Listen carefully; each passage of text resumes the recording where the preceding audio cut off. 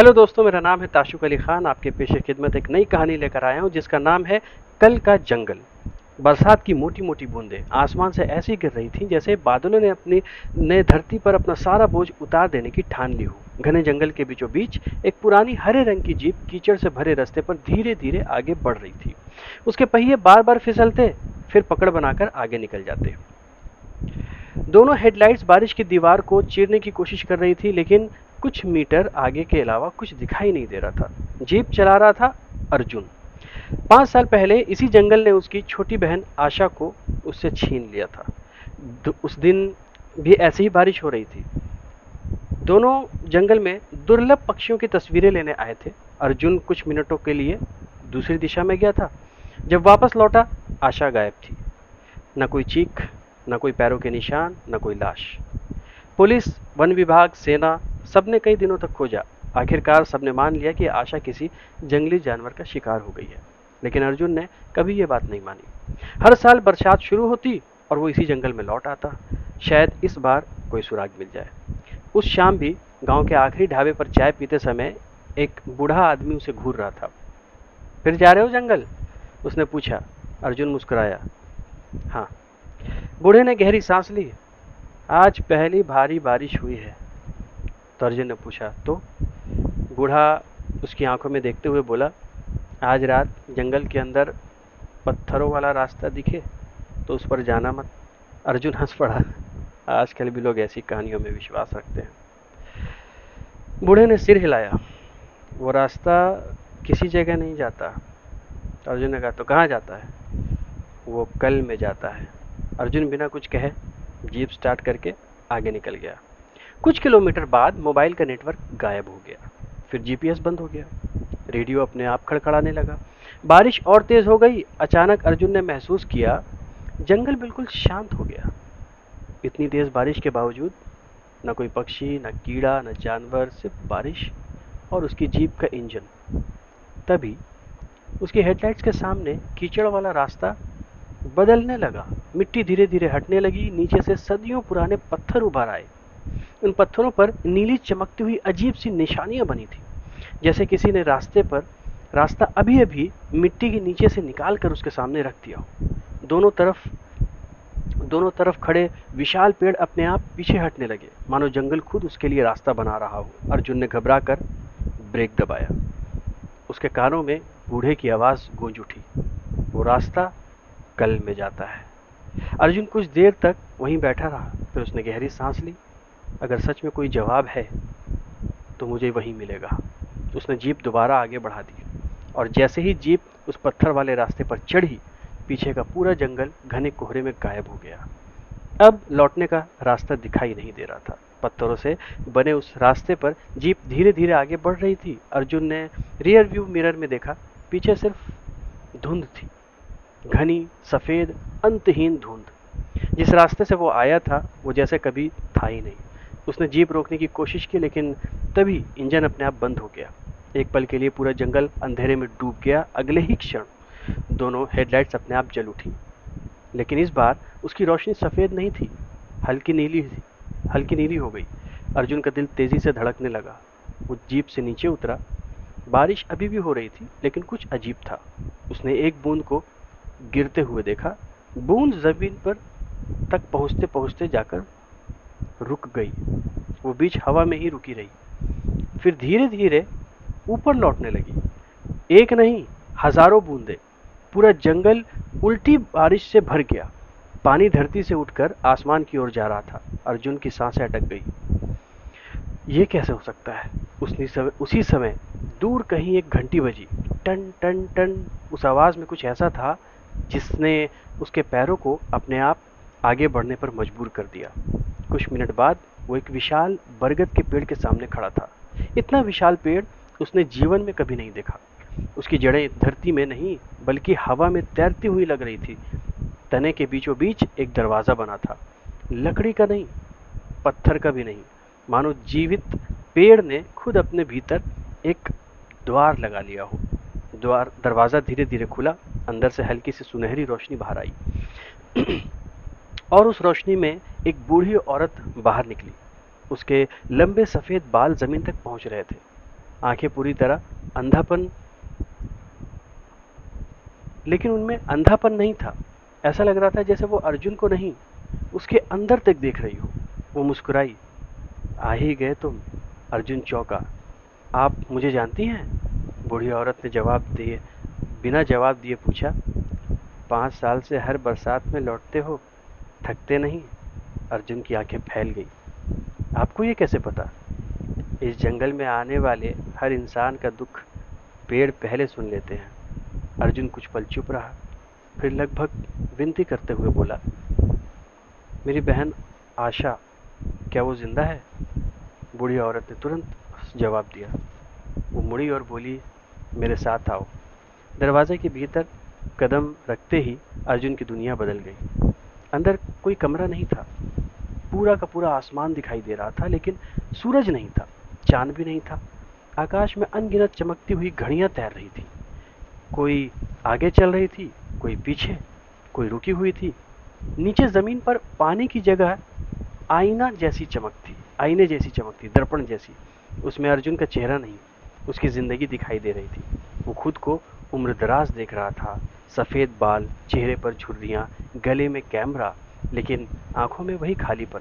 वो अकेला था। उसने पूरी जिंदगी अपनी बहन को खोजते हुए बिता दी है। फिर एक और दृश्य उभरा, एक बहुत मशहूर हो चुका, उसकी तस्वीरों में, कि दुनिया भर में प्रदर्शनी लग रही थी। लोग तालियां बजा रहे थे, लेकिन भीड़ के बीच भी वो अकेला खड़ा था। फिर एक और दृश्य, अस्पताल का कमरा, बूढ़ा अर्जुन आखिरी सांसें ले रहा था। मरने से पहले उसके होठों पर बस एक ही नाम था, आशा। दृश्य टूट गया। अर्जुन घुटनों के बल बैठ गया। ये सब क्या था? बूढ़ी औरत की आवाज पूरे आकाश में गूंज उठी। ये तुम्हारा कल है, वो कल जिसे तुम बदल नहीं सकते।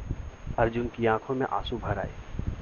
मुझे अपना कल नहीं देखना, मुझे सिर्फ अपनी बहन चाहिए। बूढ़ी औरत पहली बार मुस्कुराई। अगर सच जानना हो तो तैयार रहो। उसने अपनी उंगली से सामने की हवा को हल्का सा छुआ। हवा पानी की तरह लहराई और उसमें से एक नया दृश्य उभरने लगा। हवा में उठी लहरें धीरे धीरे शांत हुई। अर्जुन ने सांस रोक ली। धुंध के भीतर एक लड़की दिखाई दी। वो हंस रही थी। हाथ में जंगली फूलों का गुच्छा था। बाल बारिश से भीगे हुए थे। वो बिल्कुल वैसी ही थी जैसी 5 साल पहले थी। एक दिन भी बड़ी नहीं हुई थी। अर्जुन की आंखों से आंसू बह निकले। आशा वो जिंदा थी, सामने मुस्कुराती हुई। अर्जुन उसके पास दौड़ना चाहता था, लेकिन उसके पैरों ने साथ नहीं दिया। ये सपना है? बूढ़ी औरत ने सिर हिलाया। नहीं, ये सचमुच जिंदा है। अर्जुन की आवाज कांप गई। तो वो 5 साल कहाँ थी? बूढ़ी औरत ने बरगद के तने पर हाथ रखा। पूरा पेड़ हल्का सा चमकने लगा। जिस दिन वो खोई थी, उसने इस जंगल की सीमा पार कर ली थी, और जो इस सीमा को पार कर लेता है वो समय के बाहर चला जाता है। अर्जुन कुछ समझ नहीं पाया। बूढ़ी औरत ने कहा, तुम्हारी दुनिया में 5 साल बीत गए, लेकिन उसके लिए अभी भी वही दिन चल रहा है। उसे लगता है कि तुम कुछ मिनट के लिए उससे बस बिछड़े हो। अर्जुन के पूरे शरीर में सिरहन दौड़ गई। मतलब उसे पता ही नहीं कि उसकी माँ। बूढ़ी औरत ने धीरे से कहा, उसे कुछ भी नहीं पता। उसके लिए दुनिया अभी भी वैसी ही है जैसी 5 साल पहले थी। अचानक दृश्य बदल गया। आशा जंगल में फूल चुनते चुनते किसी चमकती हुई तितली के पीछे भाग रही थी। वो मुस्कुरा रही थी, गुनगुना रही थी। उसे भूख लग रही थी। उसे ना भूख लग रही थी, ना प्यास लग रही थी, ना थकान। जैसे समय ने उसे छूना ही छोड़ दिया हो।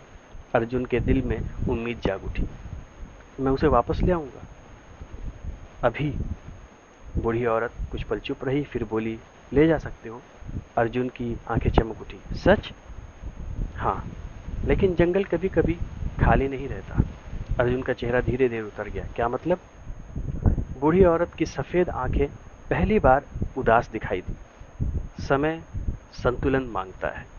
अगर एक व्यक्ति इस जंगल के बाहर जाएगा तो किसी दूसरे को उसकी जगह लेनी होगी। अर्जुन के चेहरे का रंग उड़ गया। किसी दूसरे को? बूढ़ी औरत ने सीधा उसकी ओर देखा। तुम्हें। कुछ पल तक अर्जुन कुछ बोल नहीं पाया। बारिश की आवाज फिर सुनाई देने लगी। इस बार बूंदें फिर से नीचे गिर रही थी, मानो जंगल उसके निर्णय का इंतजार कर रहा हो। अर्जुन ने धीमे स्वर में पूछा, अगर मैं उसकी जगह यहाँ रह गया तो क्या होगा? बूढ़ी औरत बोली, तुम समय से बाहर चले जाओगे, न बूढ़े होगे, न मरोगे, न दुनिया तुम्हें खोज पाएगी। और वो कुछ पल रुकी और बोली, जब आशा जंगल से बाहर निकलेगी तब समय खुद को ठीक कर देगा। सबको याद रहेगा कि आशा 5 साल पहले खो गई थी और आज वापस मिल गई है। अर्जुन ने राहत की सांस ली, तो कम से कम उसे मैं याद रहूंगा। बूढ़ी औरत ने पहली बार उसकी बात काट दी, नहीं। अर्जुन हैरान रह गया, कोई भी तुम्हें याद नहीं रखेगा, तुम्हारी माँ, तुम्हारे दोस्त, तुम्हारा घर, यहाँ तक कि आशा भी। सबकी यादों से तुम्हारा अस्तित्व मिट जाएगा। ऐसा लगेगा जैसे तुम इस दुनिया में कभी पैदा ही नहीं हुए थे। अर्जुन की आंखों से आंसू टपक पड़े। और अगर मैं मना कर दूं? बूढ़ी औरत ने शांत स्वर में कहा, तो तुम अपनी दुनिया में लौट जाओगे, आशा यहीं रहेगी और तुम्हारी बाकी जिंदगी उसी की तलाश में बीत जाएगी। पूरा जंगल एकदम शांत हो गया। अब निर्णय अर्जुन को लेना था। अर्जुन बहुत देर तक चुप खड़ा रहा। उसके सामने 2 रास्ते थे। एक रास्ता जहां वो अपनी जिंदगी वापस पा सकता था और दूसरा जहां उसकी पूरी पहचान हमेशा के लिए मिट जाती। उसने आंखें बंद कर ली। उसे बचपन याद आने लगा। राखी के दिन आशा का जिद करना, स्कूल से लौटते समय उसका हाथ पकड़कर चलना, माँ का कहना, अर्जुन तू बड़ा भाई है, हमेशा इसका ख्याल रखना। उसने धीरे से आंखें खोली। मुझे उससे मिलना है। बूढ़ी औरत ने कुछ नहीं कहा, बस सामने की ओर इशारा कर दिया। कुछ ही दूर एक छोटी सी खुली जगह थी। अचानक घुटनों के बल बैठी रंग बिरंगे फूल तोड़ रही थी। आशा घुटनों के बल बैठी रंग बिरंगे फूल तोड़ रही थी। अचानक उसे आहट सुनाई दी।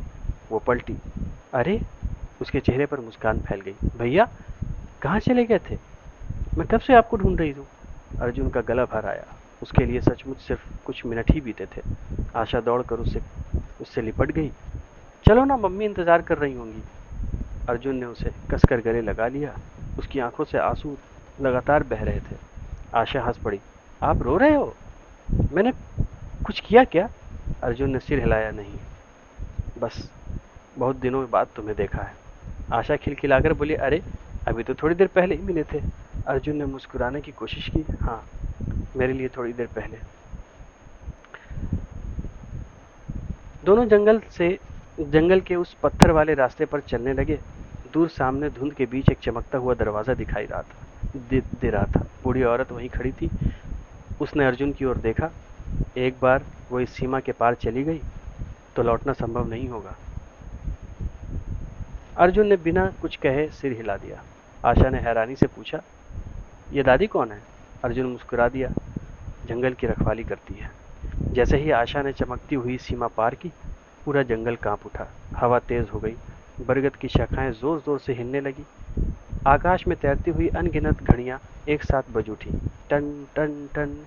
अर्जुन ने महसूस किया कि उसके पैरों के नीचे की जमीन बदल रही है। उसके पैर मिट्टी में धंसने लगे, जैसे जंगल उसे अपने भीतर समेट रहा हो। आशा ने पीछे मुड़कर देखा। भैया जल्दी आइए। अर्जुन मुस्कुराया। तुम जाओ, मैं अभी आता हूँ। आशा ने बिना कुछ कहे सोचे सिर हिलाया और दौड़ती हुई धुंध में गायब हो गई। उसी क्षण अर्जुन का शरीर हल्का होने लगा। उसके हाथ पारदर्शी हो गए। बारिश की बूंदें उसके आर पार गिरने लगी। बूढ़ी औरत उसके पास आकर बोली, डर रहे हो? अर्जुन ने आसमान की ओर देखा। नहीं, बस एक अफसोस है। क्या?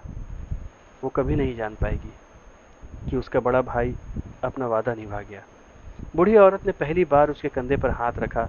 जंगल सब याद रखता है, कभी कभी इतना ही काफी होता है। अचानक सब कुछ सफेद रोशनी में डूब गया। उधर जंगल के बाहर अभियान चला रहे वन कर्मियों ने अचानक एक लड़की को सड़क पर चलते देखा। रुको! सब उसकी ओर दौड़े। लड़की घबराकर बोली, क्या हुआ? आप लोग मुझे ऐसे क्यों देख रहे हैं? एक बूढ़ा वन अधिकारी कांपती आवाज में बोला, बेटी तुम 5 साल से गायब थी। आशा हंस पड़ी। क्या बात कर रहे हैं अंकल? मैं तो अभी अभी जंगल में भाई भैया के साथ थी। सभी लोग एक दूसरे का चेहरा देखने लगे। कौन भैया? आशा ने हैरानी से चारों ओर देखा। भैया? वो रुक गई। उसके चेहरे पर उलझन छा गई। उसे याद नहीं आ रहा था उसका कोई बड़ा भाई था भी या नहीं। कुछ महीने बाद आशा अब अपनी पुरानी जिंदगी में लौट चुकी थी। सब कुछ नॉर्मल था, लेकिन हर साल पहली बारिश की शाम उसका मन बेचैन हो उठता। उसे बिना किसी वजह से के उसी जंगल की ओर खिंचाव महसूस होता। एक दिन वो फिर वहां पहुंची। जंगल के किनारे वही पुरानी हरे रंग की जीप खड़ी थी, लेकिन उस पर धूल की एक परत तक जमी नहीं थी, जैसे वो अभी भी वहां आकर रुकी हो। अचानक जीप की हेडलाइट अपने आप जल उठी। जंगल के अंदर किसी की धुंधली परछाई दिखाई दी। बारिश के शोर के बीच एक आवाज हुई, सूरज डूबने से पहले घर चली जाओ। आशा ठिठक गई। उसकी आंखों में अनायास आंसू आ गए। उसे नहीं पता था कि यह आवाज किसकी है, लेकिन उसके दिल ने पहली बार एक अजीब सी गर्माहट महसूस की। उसने मुस्कुराकर जंगल की ओर देखा और धीरे से बोली, ठीक है। घने जंगल के भीतर खड़ा एक अदृश्य रक्षक मुस्कुरा दिया। बारिश फिर तेज हो गई और जंगल ने एक बार फिर अपना रहस्य अपने भीतर छिपा लिया। तो ये थी आज की कहानी दोस्तों। मिलते एक नई कहानी के साथ, तब तक के लिए शुक्रिया।